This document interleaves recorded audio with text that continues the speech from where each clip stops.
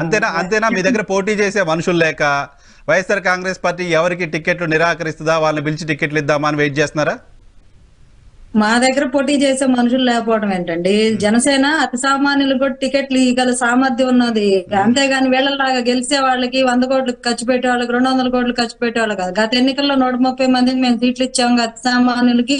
మా దగ్గర 6,70,000 మంది క్రియాశీలక సభ్యులు ఉన్నారు. అవసరం అయితే క్రియాశీలక సభ్యుల్లో బాగా పనిచేసే వాళ్ళకి ఇచ్చి నిలబెట్టగలం. మాకేమైనా జనం లెక్కన. ఆయన ఏదో చెప్తున్నారు ఏంటి, నిన్న వంశీకృష్ణ గారు ఏం చెప్పారు, జనసేన సీట్ ఇస్తానంది అందుకే జనసేనలోకి వెళ్తున్నానని చెప్పారా? ఎక్కడ చెప్పారా? ఒకసారి వీడియో ప్లే చేయండి. ఈ వైఎస్ఆర్సీపీ పార్టీ వాళ్ళకి ఎప్పుడు నోరు తెరిస్తే అబద్ధాలే. ఎక్కడైనా ఆయన సీట్ ఇస్తున్నారు అందుకే నేను వెళ్ళాను అని ఉంటే ప్లే చేయమనండి దయచేసి. లేదా అనలేదా? అట్లా చూస్తాను, నేను కూడా వీడియో చూస్తా. వెళ్ళలేదు నేను. చూడండి ఇప్పుడే లైవ్ లో ప్లే చేయండి. సార్ నాకు ప్రత్యక్ష రాజకీయాల్లో పోటీ చేయడానికి నేను వెళ్తున్నా అని చెప్పారు సార్. అంటే మా దగ్గర సీట్ లేదనే అర్థం కదా, అంటే ఆమె తెలుగులో అర్థం కాకపోతే అసలు మీరు వక్రీకరించొద్దు. ప్రత్యక్ష రాజకీయాలు ఇప్పుడు చేస్తారో తర్వాత చేస్తారో ఇంకెప్పుడైనా చేస్తారో, అంతేగాని జనసేన సీట్ ఇస్తుంది కాబట్టే నేను పార్టీ మారుతున్నా అని చెప్పడానికి, ప్రత్యక్ష రాజకీయాల్లో ఉండాలనుకోవడానికి దానికి ఒకటే మీనింగా? వైఎస్ఆర్సీపీ పార్టీ వాళ్ళు వక్రీకరించి వంకరగా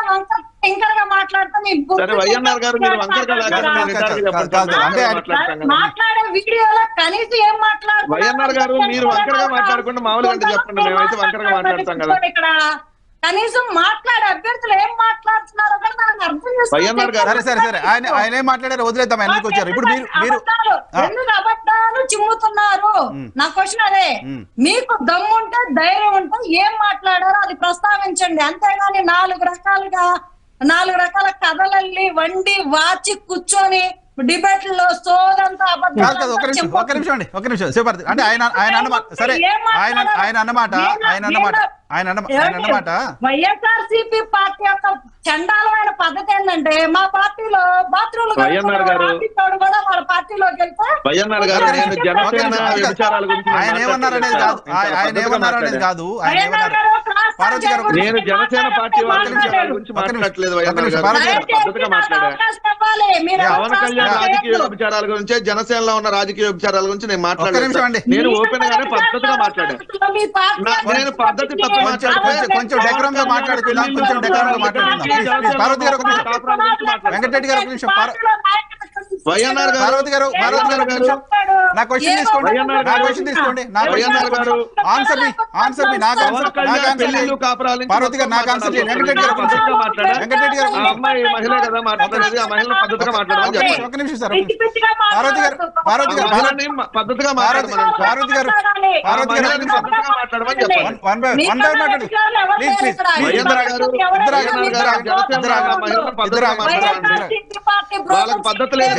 చూస్తున్న వ్యూవర్కి అర్థం కావాలి కదా మీరు ఏం చెప్తున్నారు. ఒక్క నిమిషం పార్వతి గారు నా క్వశ్చన్ తీసుకోండి. నా క్వశ్చన్ తీసుకోండి. నేనే అడుగుతున్నా. ఆయన చెప్తున్న పాయింట్ ఏంటంటే, వంశీకృష్ణ గారు ఇక్కడ నాకు పోటీ చేసే అవకాశం వైసీపీలో దొరకట్లేదు కాబట్టి నేను వైసీపీ నుంచి బయటకు వస్తాను అని చెప్పారు అన్నారు. ఇందులో ఏమైనా రాంగ్ ఉందా? అది కూడా చెప్పలేదండి ఆయన. ఆయన చెప్పలేదు. ఆయన చెప్పింది ఏంటంటే, నన్ను జగన్మోహన్ రెడ్డి గారు బాగానే చూసుకున్నారు కానీ నేను ప్రత్యక్ష రాజకీయాల్లో ఇంకా ఎఫెక్టివ్ గా వర్క్ చేయాలనుకుంటున్నాను. నా సొంత గూటికి నేను ప్రజారాజ్యం, నా రాజకీయ అరంగేట్రం ప్రజారాజ్యమే ఇచ్చింది కాబట్టి ఆయనకు అవకాశం. సో మళ్ళీ నా సొంత గూటికి నేను వచ్చాను. వైఎస్ఆర్సీపీ పార్టీ పనిచేస్తున్న దానికన్నా డబుల్ పనిచేస్తా అని చెప్పారు. తప్పేం లేదు. పోటీ రాజకీయాల్లో ఉన్నప్పుడు పోటీ చేస్తే పోటీ చేయడానికి తప్పేం లేదు. ఒక నిమిషం అండి. వైఎస్ఆర్సీపీ పార్టీ వాళ్ళ భావజాలం ఎలా ఉంటుందో నేను చెప్తాను. సరే, వాళ్ళ భావజాలం గురించి మళ్ళీ మాట్లాడదాం. మనం పార్టీలు మారడం గురించి మాట్లాడదాం. భావజాలం గురించి మళ్ళీ మాట్లాడదాం. ఈ పార్టీల భావజాలాలు మళ్ళీ మాట్లాడదాం. మా పార్టీల నుంచి ఎవరు అతీతం కాదండి, అందరు చేర్చుకుంటారు. వాళ్ళు మీ వాళ్ళని చేర్చుకుంటారు, మీ వాళ్ళు వాళ్ళని చేర్చుకుంటారు.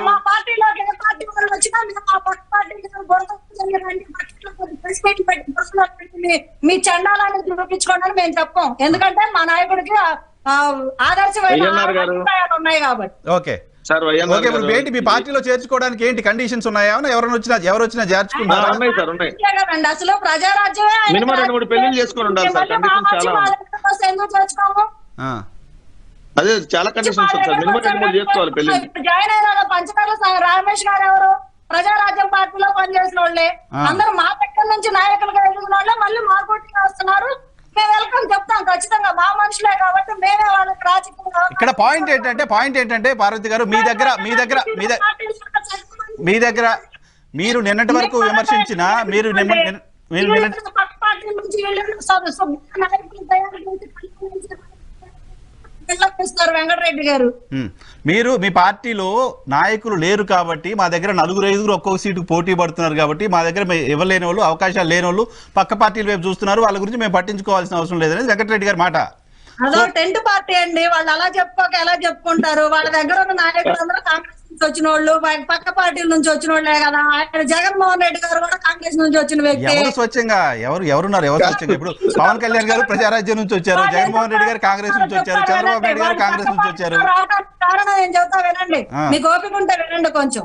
అక్కడ ఉండి ఆ జగన్మోహన్ రెడ్డి గారు అరాచకాలు భరించలేక 100 కోట్ల డబ్బులు ఖర్చు పెట్టించి ఎలక్షన్ అప్పుడు తర్వాత మొత్తం ఆయనే అంటే అన్ని కమిషన్లు ఆయన తాడేపల్లి ప్యాలెస్ కే పంపిస్తా వీళ్ళని గుండు కొట్టించారు. మళ్ళీ ఎన్నికల్లో ఎక్కడ ఇప్పుడు ఎటు ఓడిపోతారని తెలుసు.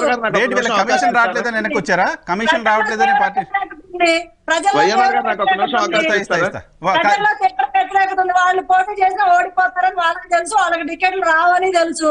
ఎందుకంటే ఎటు ఓడిపోయేవాళ్ళు కాబట్టి కొత్త మొహాలను పెట్టి మేము కొత్త మొహాలు కాబట్టి ఓడిపోయామని గౌరవించుకోవడానికి వాళ్ళు ముందుగానే ఒక